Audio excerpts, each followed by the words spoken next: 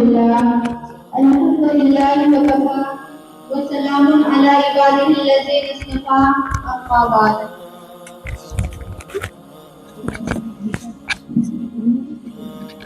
أعوذ بالله من الشيطان الرجيم بسم الله الرحمن الرحيم.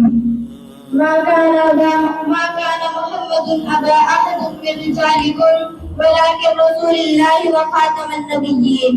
وقال النبي صلى الله عليه وسلم أنا خاتم النبيين لا نبي بعدي.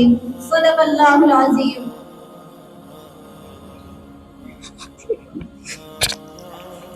معزز سامعین و سامعات، میں آج ختم نبوت اور رد قادیانیت کے طویل موضوع پر مفصل و مدلل انداز میں مختصر گفتگو کرنا چاہتی ہوں.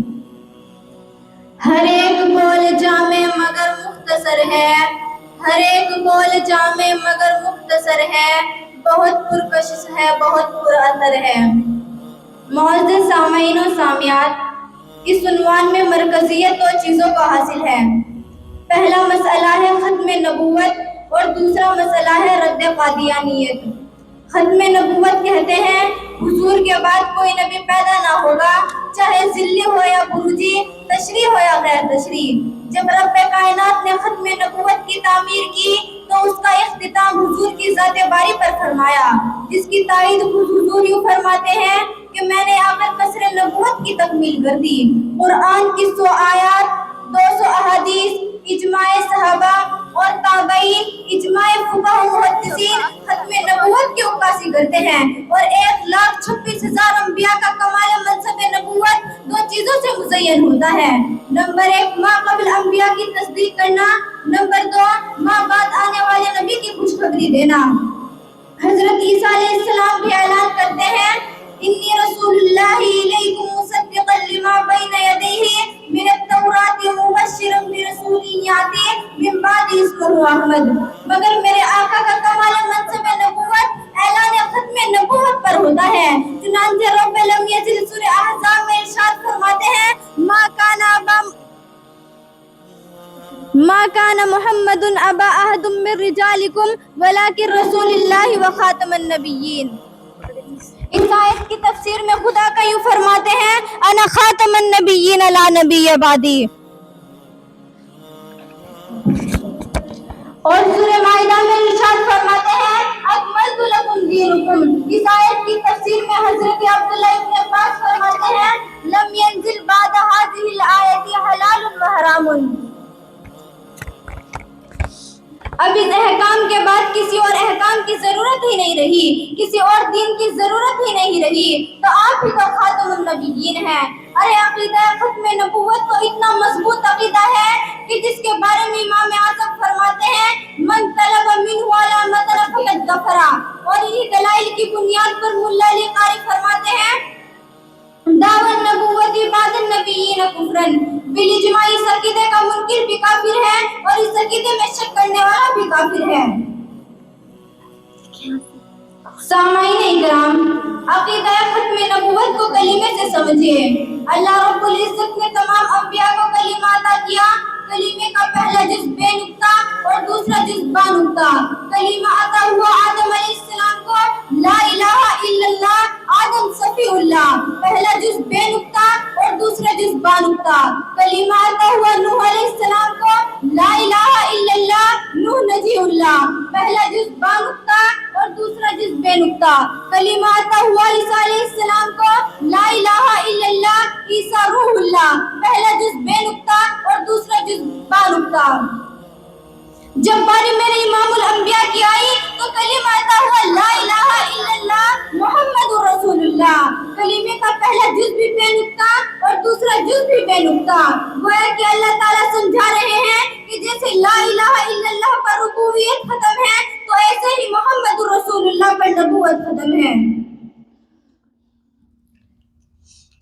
سامعین اکرام، میں اب وقت کی نزاکت کو مد نظر رکھتے ہوئے رد قادیانیت کے موضوع کی طرف بڑھتی ہوں.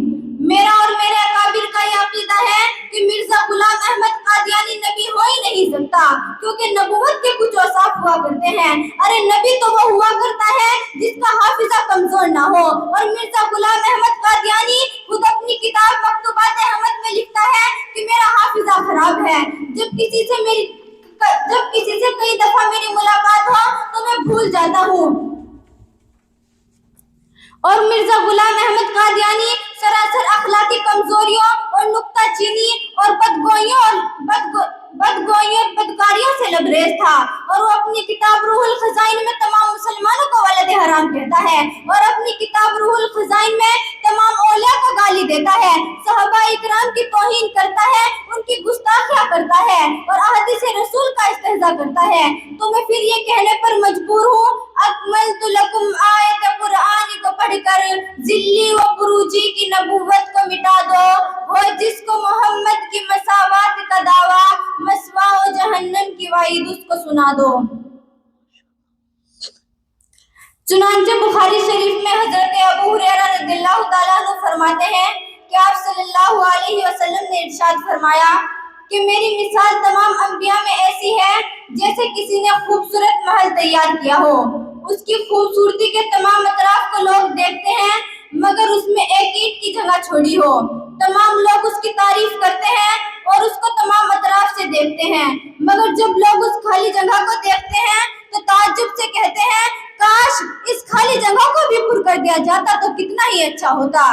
تو میرے آقا علیہ السلام نے ارشاد فرمایا کہ میری مثال بھی اس ایک اینٹ ہی کی طرح ہے.